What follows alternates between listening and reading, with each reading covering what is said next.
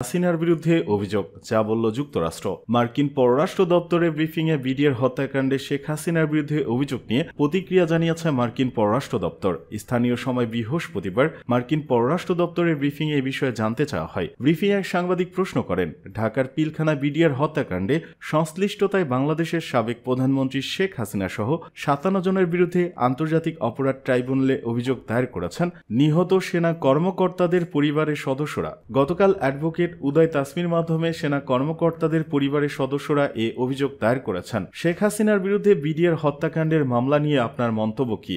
জবাবে মার্কিন পররাষ্ট্র মন্ত্রণালয়ের উপমুখপাত্র বেদান্ত প্যাটেল বলেন, সর্বশেষ বিষয়টি সম্পর্কে অবগত নই, তবে বিষয়টি সম্পর্কে আমার দল খোঁজখবর নেবে। আমরা আপনার জন্য কিছু করতে পারলে আনন্দিত হব। এদিকে মসজিদের নিচে মন্দির খোঁজা গ্রহণযোগ্য নয়, কড়া বার্তা ভগবতের।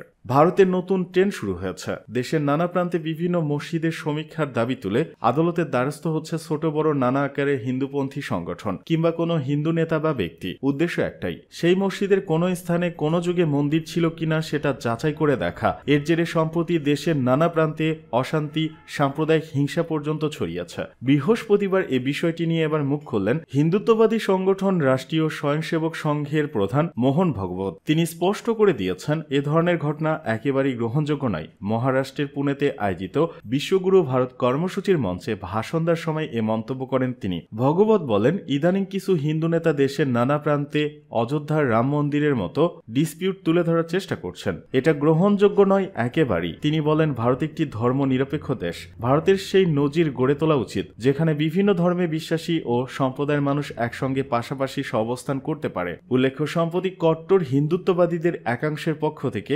উত্তরপ্রদেশের সম্ভলের জামা মসজিদ এমনকি রাজস্থানের আজমের শরীফ নিয়েও সমীক্ষার দাবি তোলা হয়, যা নিয়ে এখনও বিতর্ক চলছে।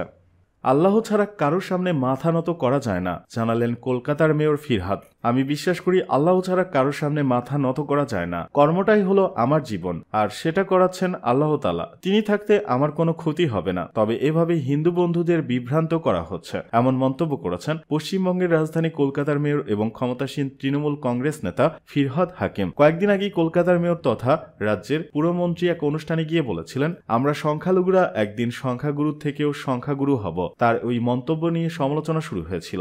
এমনকি তৃণমূল কংগ্রেসের তরফ থেকে সোশ্যাল মিডিয়া পোস্ট করে এই মন্তব্য থেকে দূরত্ব তৈরি করা হয়েছিল। এই আবহে বৃহস্পতিবার নিজের সেই বক্তব্যের পরিপ্রেক্ষিতে সাফাই দিলেন ফিরহাদ। বৃহস্পতিবার ওয়াকফ বিল প্রত্যাহারের দাবিতে আয়োজিত এক সভায় ফিরহাদ বলেন, সব ধর্মকে হৃদয় দিয়ে সম্মান করি, কিন্তু আমার নিজের ধর্ম আমি ১০০% মানি। ফিরহাদের কথায় পিছিয়ে পড়া মানুষের শিক্ষার অগ্রগতির কথা বলা যদি অন্যায় হয়, তাহলে আমি নিশ্চিতভাবে অন্যায় করেছি। সবাইকে শিক্ষিত হতে হবে। এদিকে এই মন্তব্য প্রসঙ্গে ফিরহাদ বলেন, আমি পরোয়া করি না, কারণ আমি বিশ্বাস করি আল্লাহ ছাড়া কারোর সামনে মাথা নত করা যায় না। কর্মটাই হলো আমার জীবন, আর সেটা করাচ্ছে আল্লাহ তাআলা। তিনি থাকতে আমার কোনো ক্ষতি হবে না। তবে এভাবে হিন্দু বন্ধুদের বিভ্রান্ত করা হচ্ছে।